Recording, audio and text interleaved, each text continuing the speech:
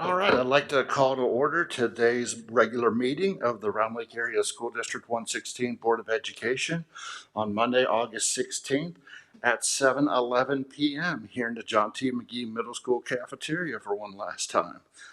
With the roll call, let me go ahead and get a roll call, please. Mrs. McGinley? Here. Mr. DeVera? Here. Miss Lee? Here. Mr. Jewett's absent. Mrs. Klingler? Here. Mrs. Larson? Here. Mr. Francisco? Here. And if we would, everyone please stand and pledge of allegiance.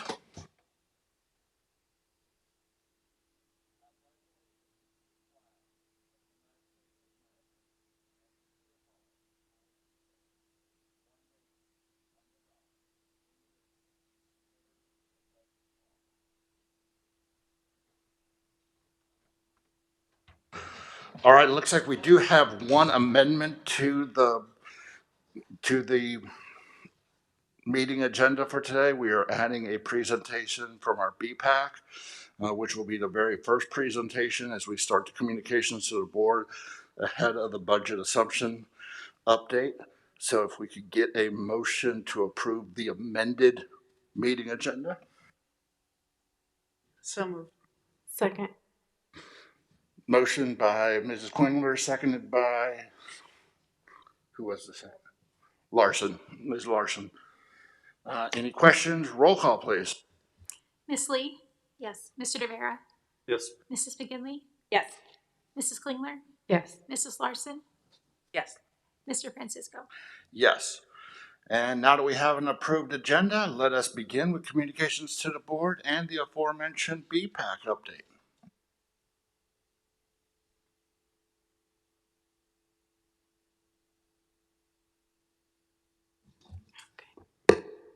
Hello, everyone. It's very nice for me to be here with everybody. BPAC is ready to start this new school year. So I would like to share really good news with you.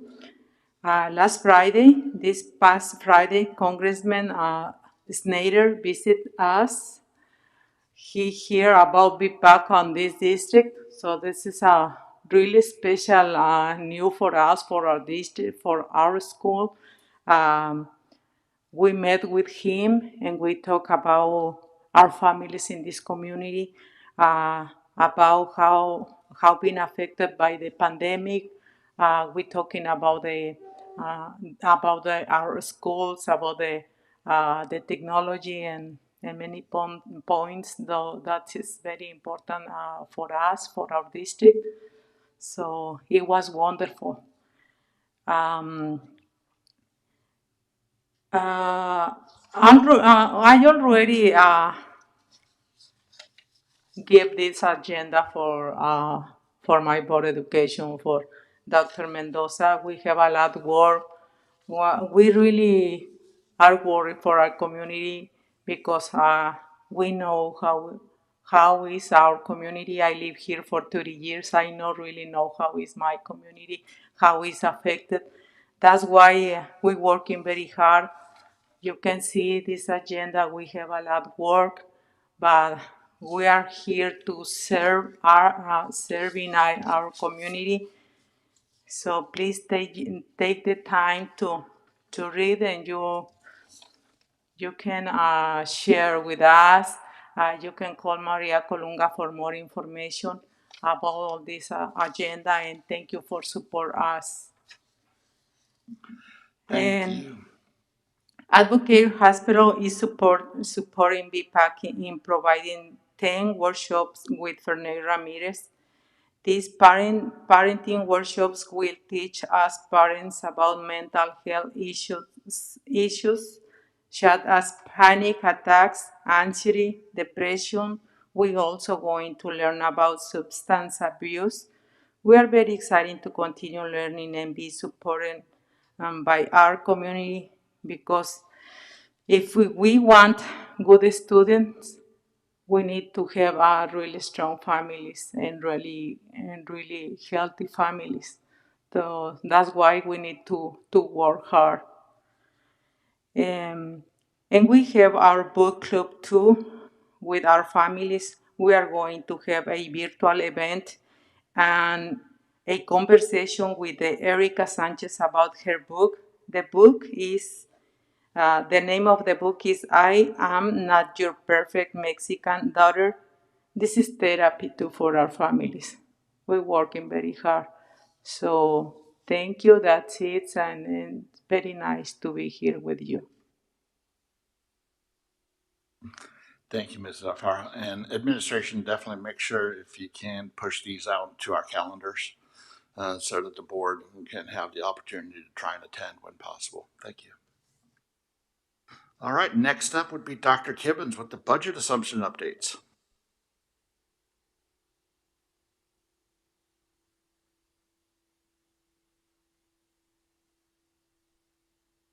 Good evening. The information that you have in front of you reflects our budget position as of August. As we know, this is a working document. As our financial landscape may change, we certainly update this information and present it to the board. There's a couple of areas as we look at the revenue budget assumptions I'd like to bring to your attention this evening, specifically as we're looking at our Esr Grants, which is the Elementary and Secondary School Relief Act. The school district was very fortunate to receive several waves of these dollars. The dollars that you see listed on line 6 is the Sr2 funding. That is the full amount that the district has received at $6,647,382. As you look at lines 7 and 8, that reflects the Esr3 funding. It's interesting that as this dollars were computed, we received our first wave of Esr3 dollars, and then we had received communication that the state received Esr money, and the state then went ahead and passed those dollars on to us. So the new additional dollars that we received total in Esr 3 was $2,180,535. However, this year, because of this budget year, we're only reflecting what we're looking to include in our fiscal 22 tentative budget as the $1,090,267. Same thing with the Esr $2.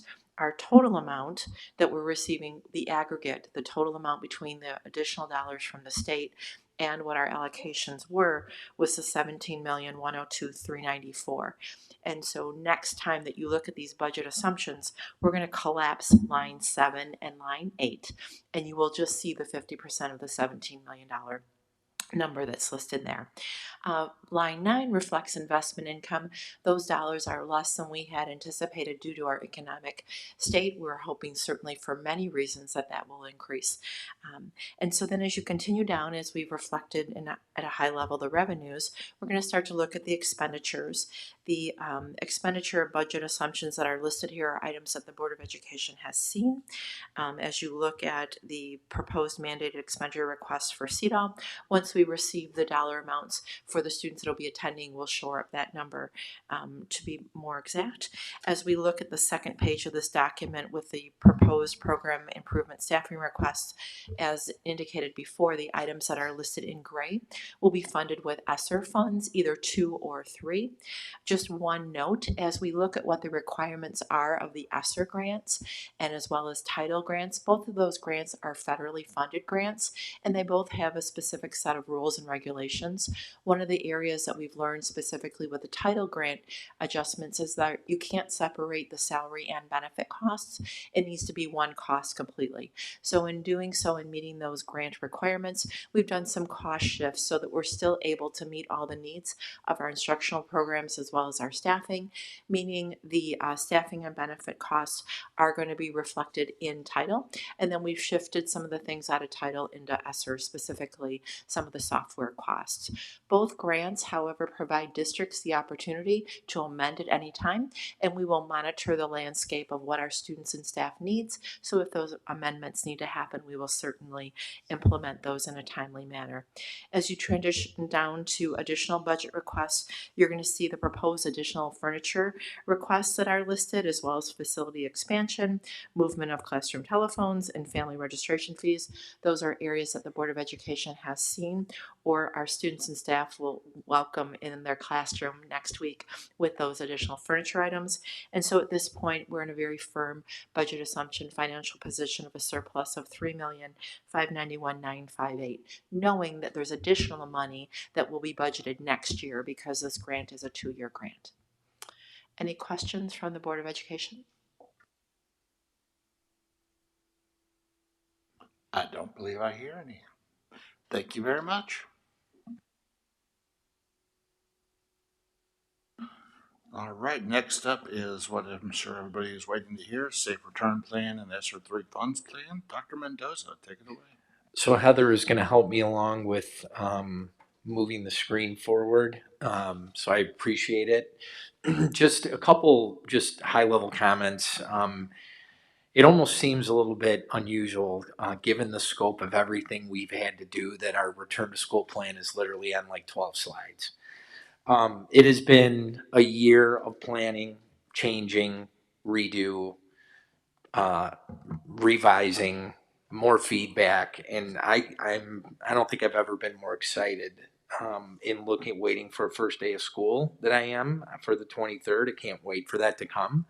But virtually everything that you're going to see here, you've heard about.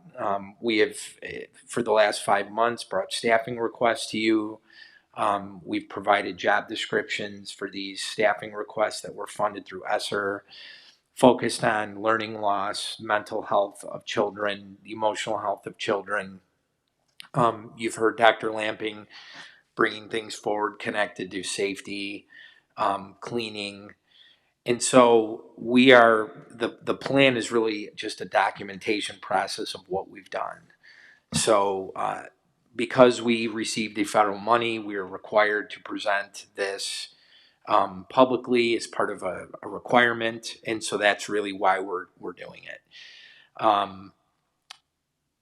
So Heather, you can go to the next slide. So the Safe Return Plan really focuses in 3 areas: health and safety of students, educators, and other school staff, procedures connected to the CDC. And just keep in mind, the state made the decision to follow the CDC guidance, and that's what we're following.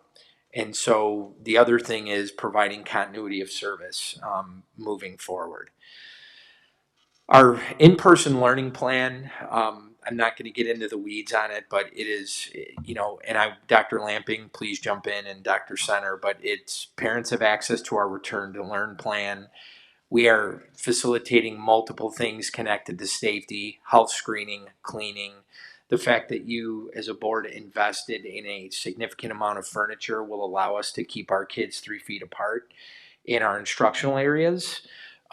So we're just thrilled to be able to get our kids back, all kids, in at once, all day, every day. Of course, we are implementing universal masking in compliance with the governor's executive order. And a significantly large amount of the investment you made is literally directed at helping our children complete their unfinished learning. I will say, and I forgot to mention this during finance, and we don't have to get into the weeds on it, but a preliminary look at our SAT results and some of our local assessment data, our kids hung in there really well this past year. We didn't really see a sizable drop in performance, and so I'm just pleased for that.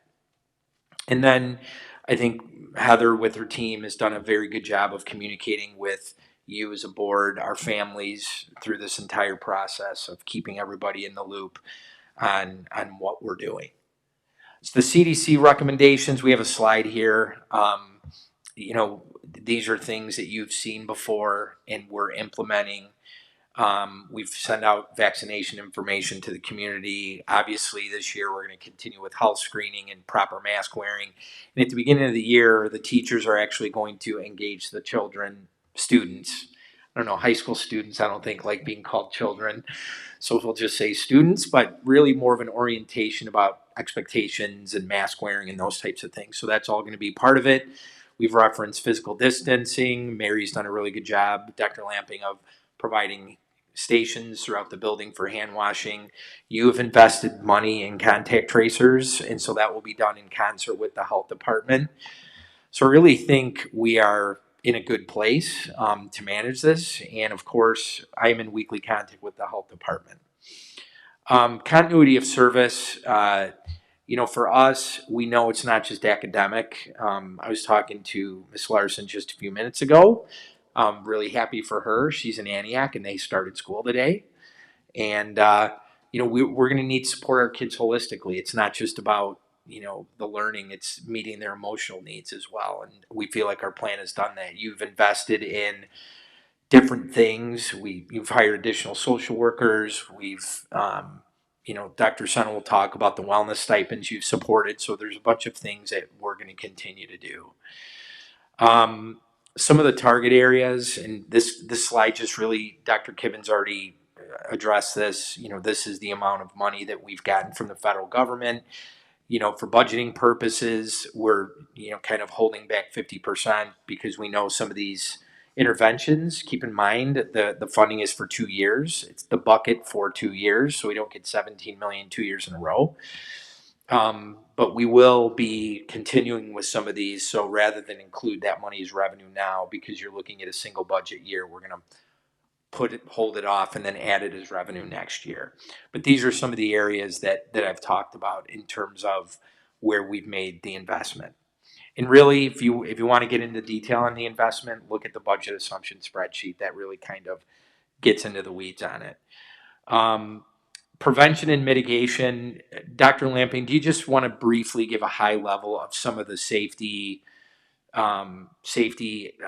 strategies that you've implemented just district-wide?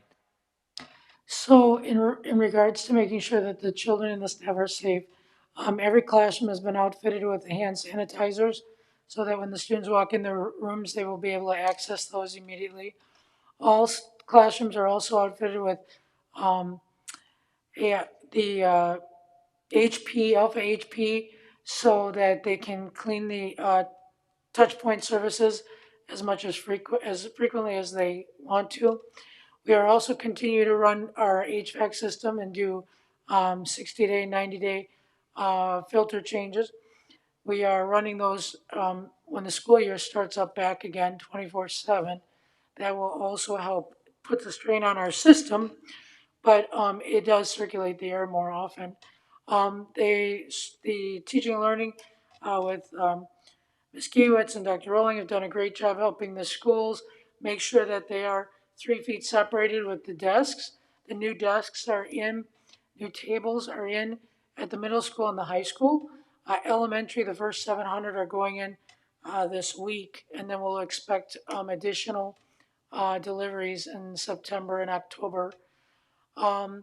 Cleaning supplies, we also have the backpack sprayers that we use when there's the need to spray quickly and get things disinfected because maybe there's a custodian out, etc. So we can cover more area at one time. We also have the sprayers for on the bus if there's an outbreak, that we can adequately clean the buses between routes if there's an outbreak. Our bus drivers will also have the Alpha HP to clean the buses in between their in between their routes. We will be looking to relocate classroom phones to get them off of desks and onto walls for safety purposes. I think I covered pretty much. Yeah, and Heather, you can go on to the next slide. Susan, would you talk holistically about intercession, Zoom rooms, tutoring, why we focused on some of the positions we did for academic and social needs of the students, which is really the next slide. So we focused on making sure that students had multiple opportunities to close the learning gap that may have occurred over last year. Although, as Dr. Mendoza pointed out, we are pleasantly surprised with the in-district testing we did and also some of the results from our SAT test that came in that we did not show a significant gap. So that is fantastic for our kids and for our teachers. So in looking at what we're doing In terms of tutoring, we had Twilight Tutoring that we did last year so that students had the opportunity to get help in the evening, and that we thought that especially targeted potentially elementary families where they were working during the day and they needed additional support at night. We're going to continue that for the same reason, to provide additional support sort of outside of normal business hours. But we're also going to add a during the day opportunity for students to get tutoring as well. We're going to and expand that opportunity. We have that now, but we're going to offer up Calendly and provide some spots during the day to have students like reach out to teachers to get additional support. So they'll be able to do evening and during the day.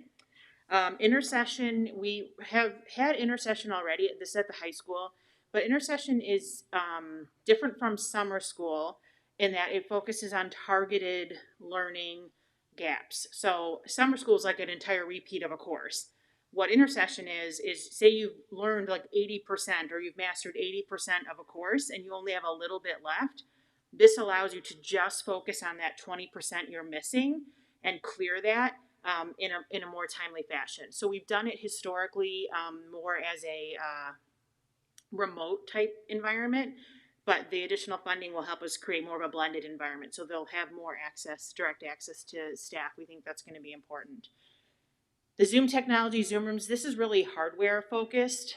This will allow students who in middle school and high school who are either in isolation or quarantine due to COVID exposure to have an opportunity to sort of remote in to a classroom so that the classroom teacher doesn't have to manage two completely separate environments, that Zoom environment and the immediate classroom environment. It provides like an overview of the whole classroom. So a student who is on remote is able to actually be part of that class and see like what's happening in the classroom. We do have a solution for elementary as well, but it's an existing solution in the district, so we haven't forgot about the elementary students. And then in general, the staff that we have looked to hire and are working with is staff that is for intervention and support for students across the board. So whether that's academic intervention and support or social emotional and behavioral intervention and support, it allows us to have more responders or more people to reach out and support kids than we've had previously. Clarification question on when you said it for remote, that's only going to be in the situations of quarantine situation remote, where they've been forced into a remote situation due to a positive. Correct. So this is, and because it's 10 to 14 days, we want to make sure that students, they have access to their Canvas classroom, et cetera, but this is an opportunity to actually get access to the lectures, the teachers, the discussions, and things like that they wouldn't have access to in quarantine. And then the next slide actually covers staff support. I think, Susan, can you briefly talk about the wellness, self-care stipends and a little bit about school improvement? So our wellness self-care stipend, this is brand new for this school year. During the pandemic, when we were all remote, we did different events and activities that were either staff focused or student focused that just provided opportunities for people to get together, to connect, to take care of themselves, to have mental health supports and things like that. And so we want to continue that because even though we're able to get back together, we're still currently in a pandemic. We're still in a situation that's different from normal. And we want to make sure both our staff and our students are supported. So the wellness position is a stipend that will be one per building to help work with the administration to create those activities and events to support our staff. And the SILT, or School Improvement Leadership Team, SILT, previously was 10 positions at each school, and they primarily focused on academics. But as we're moving forward, recognizing the value, of course, of SEL and student developmental support across the district, we wanted to be able to have an additional focus to look at data and information related to that side of the triangle, if you will. So we've been looking at the academic stuff. Now let's take a peek at the other stuff. So what we've done is increase the stipends to 12 per building, and we've sort of split the team. So we have a student academic team and a student behavioral team, 6 and 6. The student academic team will focus on student achievement data. The student behavior team will focus on those SEL markers and the behavioral markers. And then they'll also come together to act as the SILT team, the school improvement team, to work with building administration on those school improvement goals, and focus on looking at what they can do based on the data to improve outcomes in the building. And to button this up, just, rather than trying to communicate it all at once, I think we've taken the approach to engage throughout the last year. I mean, if you look at what Heather did with Ms. Bennett with the community engagement committee, soliciting input for certain things related to the plan, the multiple layers we brought back to the school board for discussion and approval ultimately. And then frankly, I think we've had over 50 transition planning meetings with the association over the last year. So we've been lockstep with them in terms of bringing them into the process. So I feel very good about where we are and what our children and students will experience this year. It's going to be new for everybody, but I can tell you, I visited 8 of the schools today. They look amazing. So, I mean, the facilities are incredible. I think we just finished last week. If you remember, we had a gap with our teacher. Our teachers came in and then our students. And I think by all accounts, I've gotten feedback directly from staff and talked to the leadership teams. I think it was a really good start for us. So very, very excited, eager, to say the least. And so certainly entertain any questions the board has at this time. Questions from the board? Hearing none, we will definitely say thank you, and we will move on to our next, which appears to be performance contracting overview. So I'm up again. I'll sit here and if Ms. Bennett can help me proceed along. So this is what we're looking for tonight is support from the board through discussion. We're not asking for a vote, but essentially we are looking at using a different approach, not necessarily new to the educational space, but a little bit new for us. It's been how many years, Ms. McGinley, since we used performance contracting? 9 years. I've been here 9, and I don't know. More than 9. So it's more than 9. More than 9. So we essentially want to pursue just a little bit different approach in terms of getting the HVAC and air quality work done. This process is new for us, but it is fairly common in the educational space.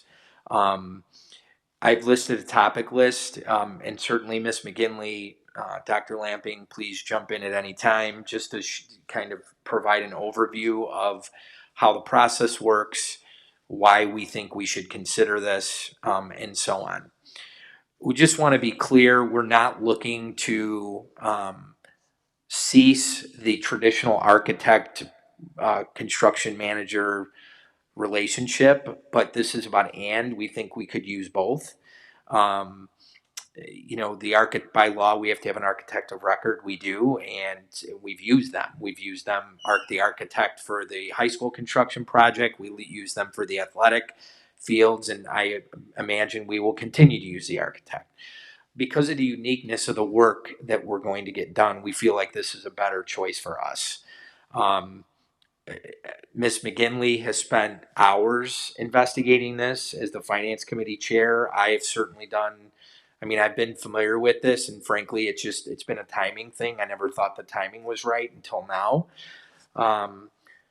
The fact that we have this opportunity through the Esr funds to address air quality, we have a comprehensive list of things that we need to do throughout the district. And when you talk about air quality, it includes HVAC systems, boilers, roofs, automation systems. So, there's a lot of things that go into that.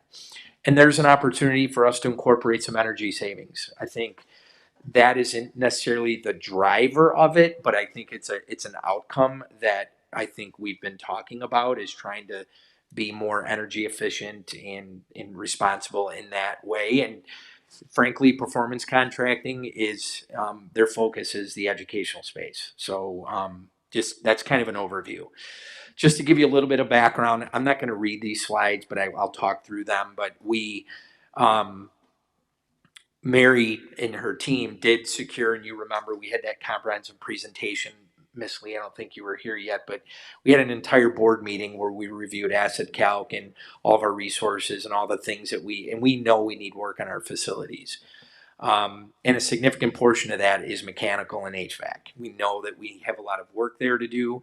And then even, if my memory is correct, in probably 2016 or 17, we actually did an RFP.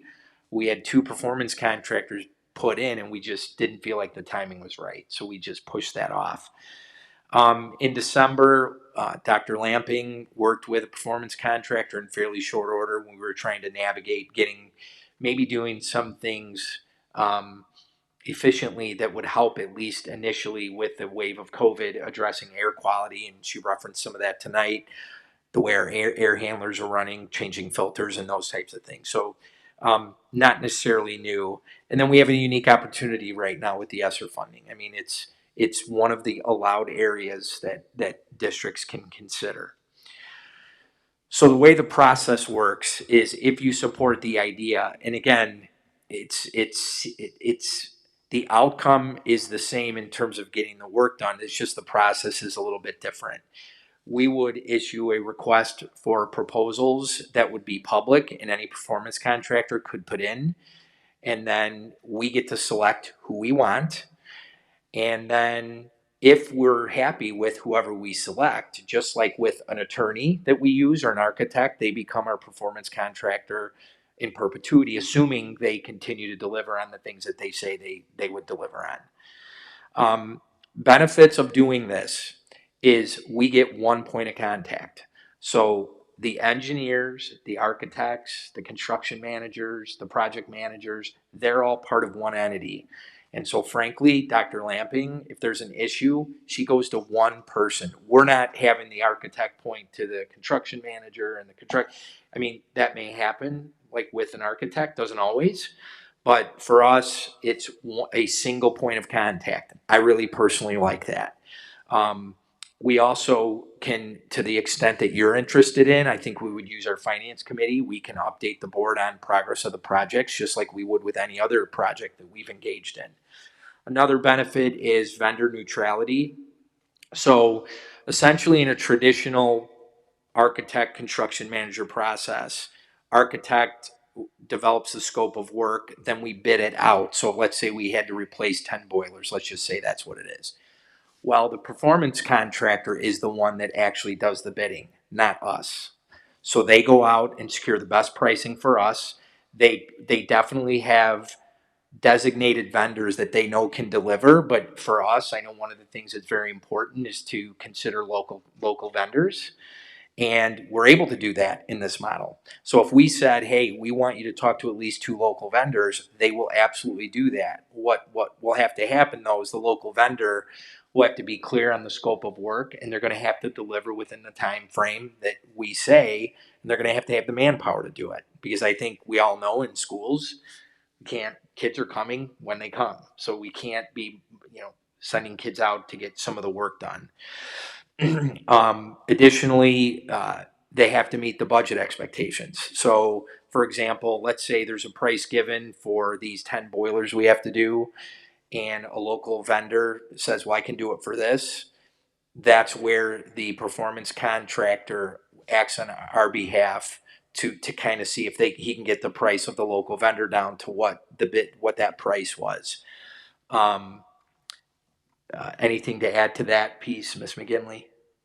No, I would just say, as they're going out to bid and we're looking at the systems, the performance contracting, I look at it being, I don't mean to cut you off, Dr. Mendoza. We're looking to use a performance contractor almost like just for the guts of the building, not replacing, like Dr. Mendoza said, the architect when when we did the football renovation, adding the addition on to the high school. We need the architect in that traditional process for those types of things. But for, like as Dr. Mendoza said, Dr. Lamping talking about the air quality, as we bring the kids back into the school and with COVID and everything that every school district is trying to address, we know what our building limitations in. Thankfully, to having that asset tech, that priority system that we have to assess our building automation. So this would just be for mechanical HVAC building automation. It wouldn't be for those additions that we talk about. But as Dr. Mendoza said, we say this is our budget, this is what they go out to do.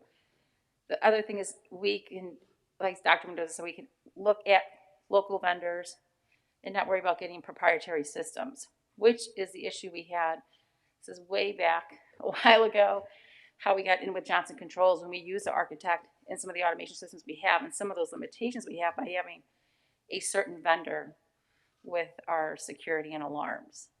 So that's more that we can control here by working with a performance contractor. Yeah, and on to the next slide. You've covered the proprietary automation systems beautifully. The only thing I would add is the benefit of not having a proprietary system is different vendors can service it, which is gives us flexibility. Again, the PC handles all aspects of the project from design, installation, and before we even proceed, it's the performance contractor sitting with our people, having a clear understanding, and they will, of all of our needs within the scope of our budget. And then they give us options from which to choose. They don't force anything on us. We ultimately decide what we want to do. But because of their expertise, they may say, well, look, you can do, if you do A, you can definitely do A, but over the long run, it may cost you a little bit more because you're not doing the complete scope of this broader project. Their job is to tell us, give us the options, here's the budget, then we decide what we want based upon all of that information that we have, and we have really good information.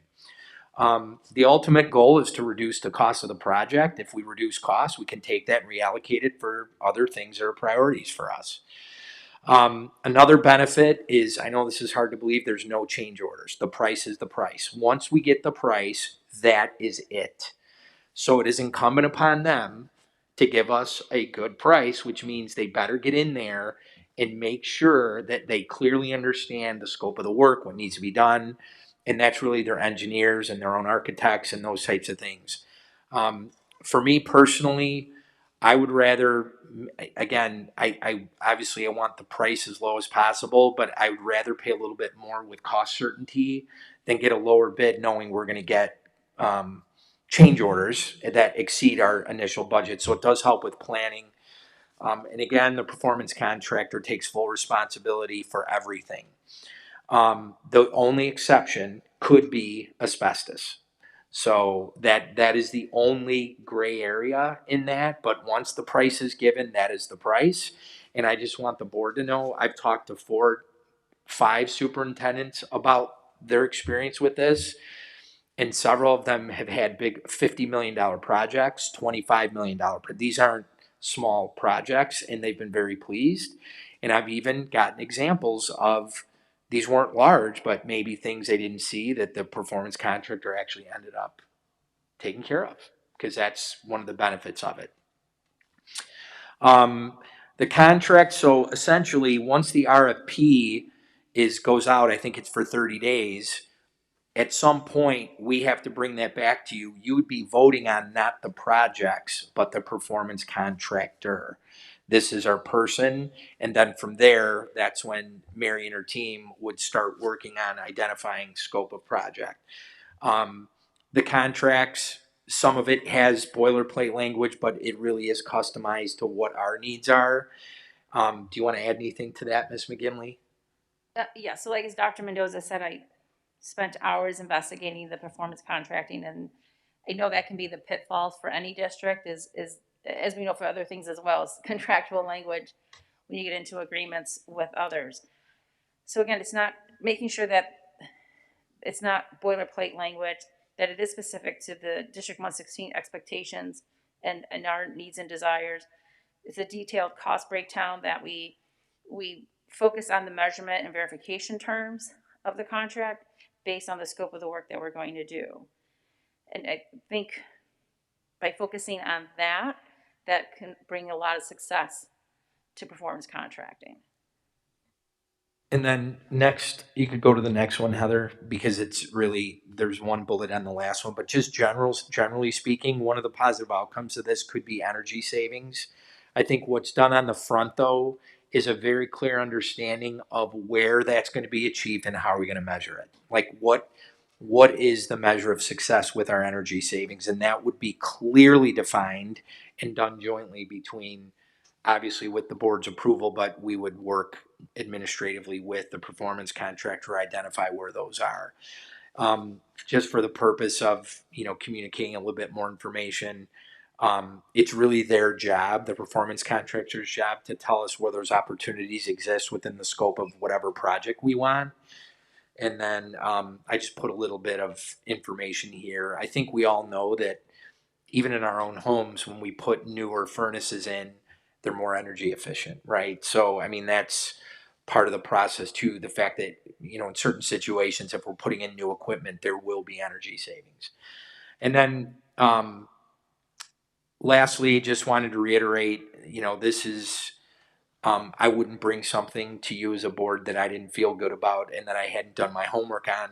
I think the one thing that we would, if the board supports this, what we would be recommending, because I think for us, I personally don't like jumping all in at once.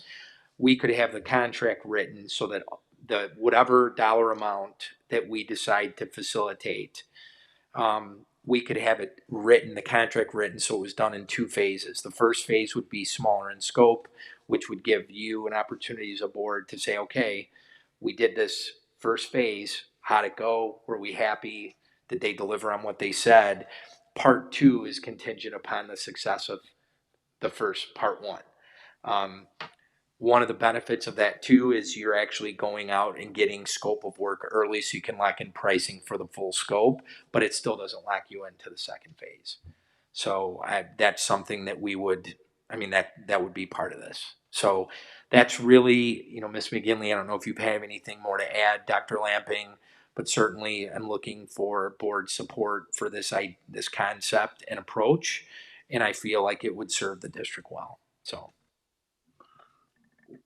I would just say, as I mentioned earlier, I did really do a deep dive into this, and as Dr. Mendoza said, I wouldn't put my support behind something that I didn't feel comfortable, both financially and other means for this district.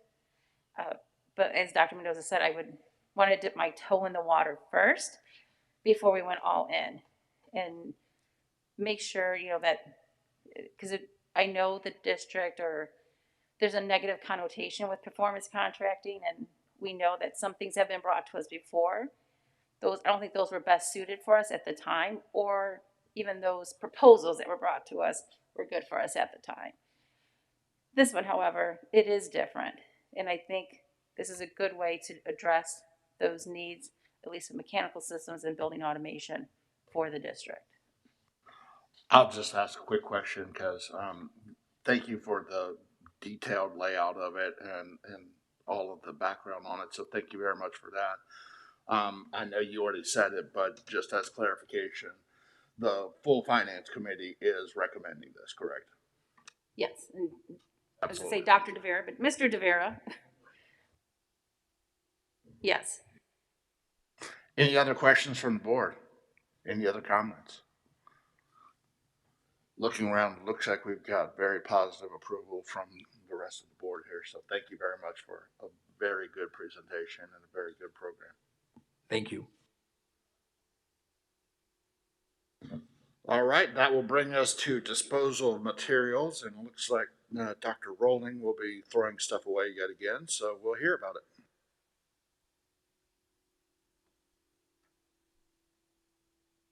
This is just a list, the monthly list that Ms. Kiewitz and I bring to dispose of old materials, books, and things that are no longer usable. Any questions? Any questions from the board? Hearing no questions, we thank you. All right, next up are contracts under 1,000. I did not see any, that is correct. All right, so we can move on to the next one, which is the FOIA report. Everybody had a chance to review that. Any questions in regards to FOIA? Looked very straightforward to me. All right, seeing no questions from the board on FOIA, we will now move into public comment. And as always, members of the public may participate in public comment during regular board meetings by attending in person or by submitting an electronic public comment form. Please note that speakers are limited to 3 minutes, and a link to the electronic public comment form may be accessed via the online board meeting packet located on the district's website. At this time, do we have any electronic public comment? Yes, just one. Submitted on August 4th by Elizabeth Cisna, a parent community member. I believe our district should still be offering remote learning to the children that have underlying medical conditions. As it stands, the parents of children that are high risk have two options: put their children at risk and send them in person to school, or homeschooling. I think this needs to be reevaluated. Thank you for that comment. And now I will ask if we have any local public comment. Seeing no local public comment, we will move on then to the superintendent's report. Thank you, Board President Francisco and the rest of the Board of Education. I would like to congratulate Round Lake High School digital graphic arts teacher Heidi Varela. Heidi's been awarded the Illinois Art Education Association 2021 Educator of Distinction Award. This recognition highlights the high caliber art and design educators. First semester event status. Please be aware that any large-scale indoor community parent events will be held virtually for the first semester. The pandemic transition team will continue to discuss plans for the second semester later this fall. This fall, our district will be transitioning from board book to board docs for their electronic board packet. Training for content creators will take place this week. A special 1-hour training will be scheduled for the board at a date to be determined. Our goal is to begin utilizing the board docs program at the September 13th board meeting. I've used board docs as a user, not a content creator, and it's easy to use. I think the board will be able to navigate that and be pleased. The board meeting location will move back to Round Lake High School in the Media Center in September, and is consistent with board policy. The following donations have been made to the district and schools. We'd like to inform you of these at this time. Thank you letters will be prepared for each donor. We'd like to thank New Hope Community Christian Church for supplying 500 plus supply-filled backpacks and 100 sets of earbuds for District 116 students. The Lynn Epperson Insurance Agency provided breakfast pizzas, bagels, and fruit to all district staff members. That was last week, I believe. And we'd like to thank the Walmart in Round Lake Beach for hand sanitizer and masks for District 116. And that concludes the superintendent's report. Thank you, Dr. Mendoza. Any questions for the superintendent's report? Hearing none, we will move into committee reports, and the Finance Committee is up. All right, thank you. And as you know, with us on our summer schedule, most of the items on the Finance Committee are on our regular board meeting agenda. So I'll go over those that are not covered on our full board agenda meeting. And those, as we get to each topic on our agenda, I'll go over those of what Finance Committee discussed during that time.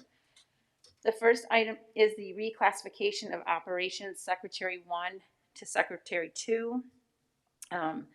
As some of you know, Mary has had a deeper dive into the operations department, as we have some staff that are no longer with us. And with that, we've discovered having a Secretary 1 and a Secretary 2. If the Secretary 2 is out, the Secretary 1, because of that position, cannot order materials for the people out in the field, and it's caused some limitations and hinder productivity for our operations department. So the administration respectfully asked to convert Secretary 1 into a Secretary 2. So this way, when the Secretary 2 is out, there's 2 of them. So that way business can be conducted as normal, and there's no inefficiencies in running to Home Depot and Menards and paying a higher cost for materials. So that will come at the September 13th, or the next meeting. The next item is the intergovernmental agreement with the RSO. It does come at a, at a lower cost this year due to the rank of the officer coming in for the school. The only thing noted by the Finance Committee is the intergovernmental agreement does not speak to COVID protocols. And with the what the time we live in today, it should be in our intergovernmental agreement so that we know in that intergovernmental agreement that they are adhering to the COVID protocols of District 116. So we asked them to go back and get that amendment on to that intergovernmental agreement. And then just lastly, in the treasurer's report, which I do always recommend everybody to go in and read, just wanting to highlight, as you know, Pam has brought the Capital One card into the district for the rebate card, that you know what's in your wallet. We have Capital One, and it's proven very financially beneficial to the district. For July alone, it was over $9,000 in rebates. Is that correct? Right. And currently, though, our P card, we use the BMO P card. So I know. I mean, just in talking to Pam, if we're hopefully looking at, and we've got a lot going on in the district currently, but if we can expand the Capital One into the P card and continue to build on those rebates and money back into the district. So nothing that's going to happen right now, but just wanting to make the board aware if that's something that we're looking at. And that's it for finance. Good? Okay. Any questions for finance? Thank you again for a great detail, and we will now move into our action part of the agenda. All right. I need a motion to approve the July 19th, 2021 regular board meeting minutes. So moved. Second. Motion by Mrs. Lee, second by, Mrs. Larson. Wow, brain dead today. Roll call, please. Mrs. McGinley, Yes. Mr. Rivera, Yes. Miss Lee, Yes. Mrs. Klingler, Abstain. Mrs. Larson, Yes. Mr. Francisco. Yes. Motion passes. I need a motion to approve the consent agenda for the accounts payable report for $1,357,868.41. The previous motions report for $841,282.62. The employment report as listed. The treasurer's report for July 2021. So moved. Second. Motion by Mr. Rivera, seconded by Ms. Klingler. Roll call, please. Mr. Francisco, Yes. Mrs. Larson, Yes. Mrs. Klingler, Yes. Miss Lee, yes, Mrs. McGinley, Yes. Mr. Rivera. Yes. Motion passes.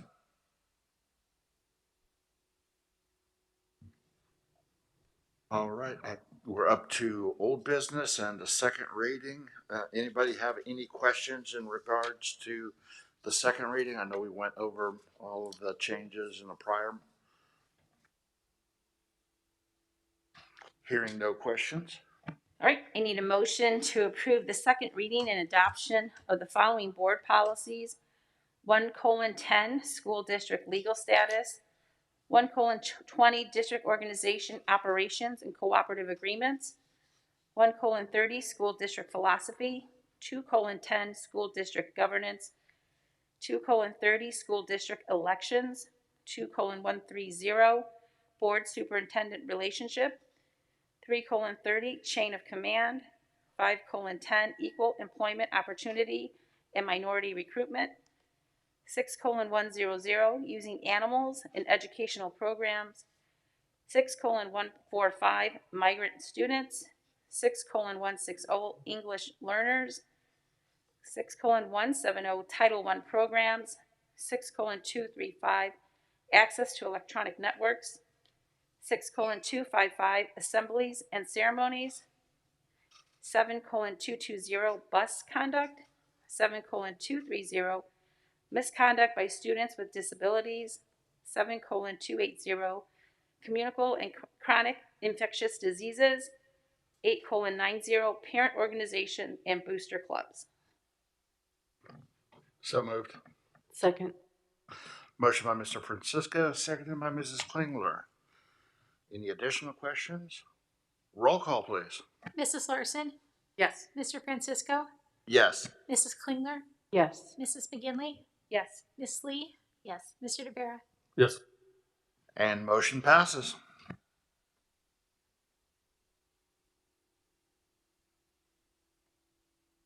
All right, we're on to new business.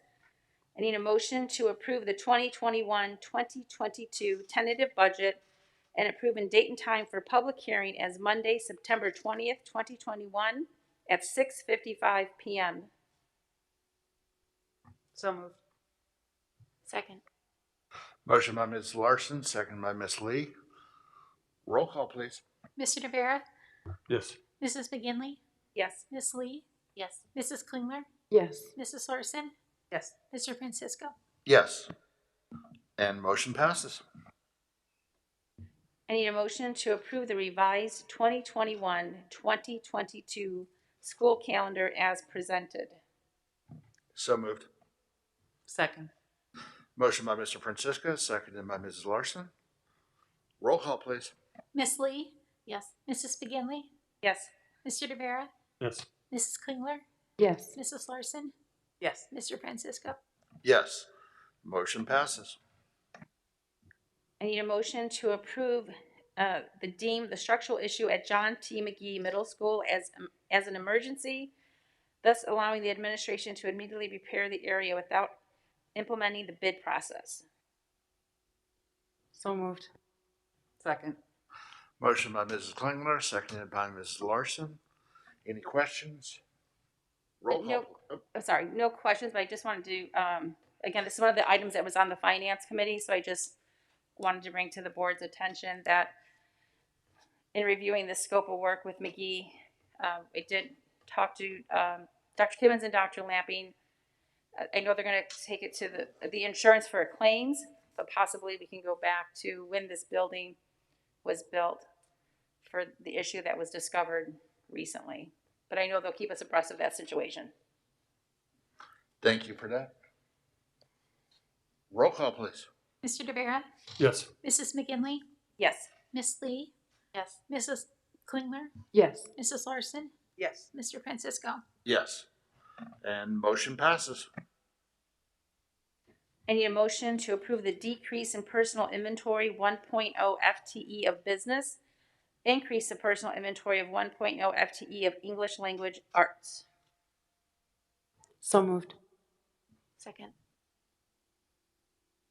Motion by Mrs. Klingler, seconded by Ms. Lee. Any questions? Roll call, please. Miss Lee, yes, Mr. DeVera, Yes. Mrs. McGinley, Yes. Mr. Francisco, Yes. Mrs. Larson, Yes. Mrs. Klingler. Yes. Motion carries. I need a motion to approve the purchase of Quaver music licenses for elementary music teachers. So moved.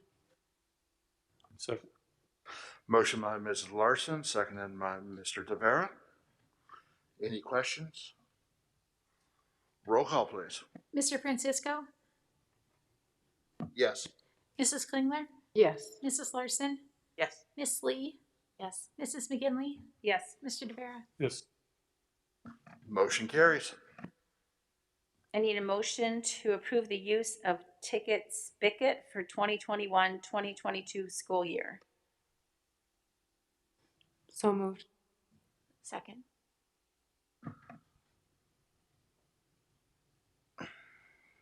Yeah. Motion by Mrs. Klingler, seconded by Ms. Lee. Any questions? Roll call, please. Mrs. Larson, Yes. Mrs. Klingler, Yes. Mr. Francisco, Yes. Miss Lee, yes, Mrs. McGinley, Yes. Mr. DeVera. Yes. Motion carries. I need a motion to approve the contract with ITR for the replacement of district current intrusion alarm and authorize superintendent or his designee to execute any and all documents. So moved. Second. Motion by Mr. Francisco, seconded by Ms. Larson. Any questions? Roll call, please. Mrs. Klingler, Yes. Mrs. Larson, Yes. Mr. Francisco, Yes. Miss Lee, yes, Mrs. McGinley, Yes. Mr. DeVera. Yes. Motion carries. And that will, I think we're done on the action, so we move into positive occurrences.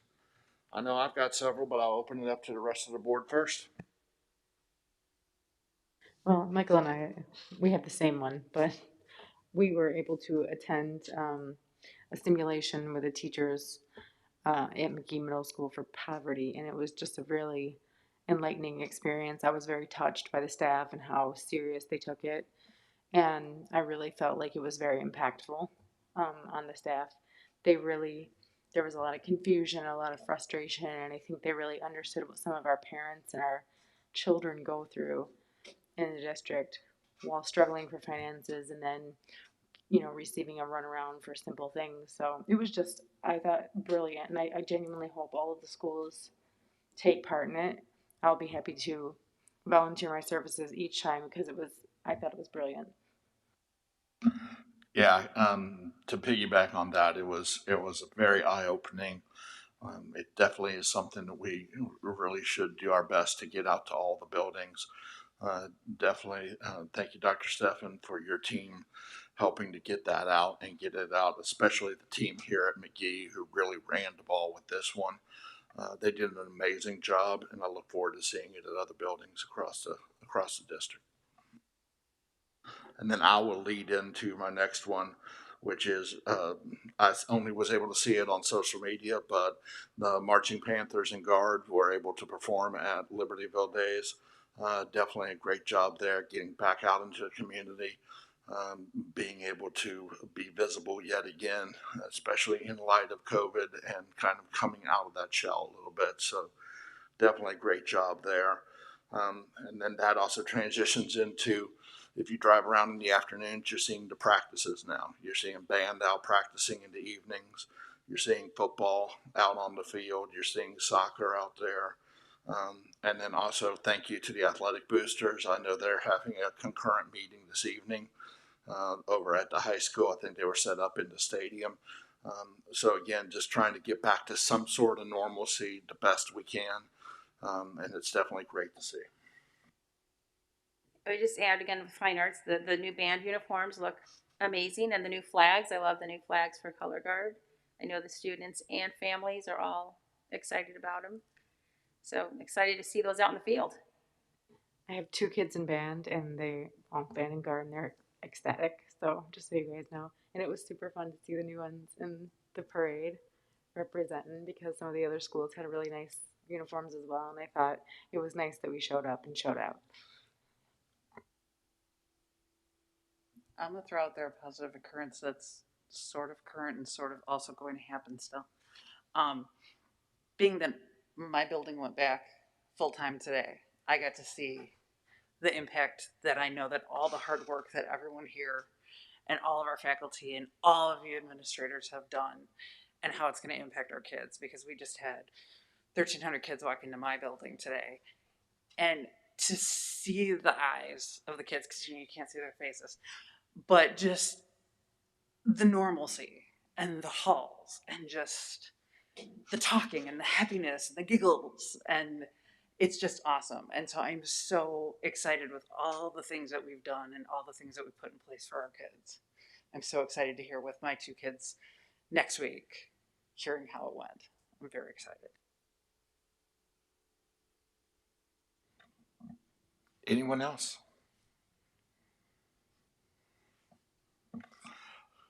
I'll just again wrap it up with to the entire staff, administration, staff, teachers, custodians, everyone. Thank you for all the amazingly hard work that you've put in over the last 18 to 24 months while all of this has been going on. Constantly having to transition, constantly having to pivot, make changes, make one plan, then have to scrap that before you ever put it in place and make another plan. So thank you for that flexibility. Thank you for the dedication to our children, to our families, and definitely look forward to being able to enjoy that when we get kids back into building, when we start having activities again, and we start being able to see the results of that action. So thank you all. And with that, we will then throw it out. Any future agenda items from the board that they would like to have addressed? Hearing no future agenda items, then I will actually ask for a motion to adjourn. So moved. All right, well, then meeting is adjourned for the evening. Thank you very much all.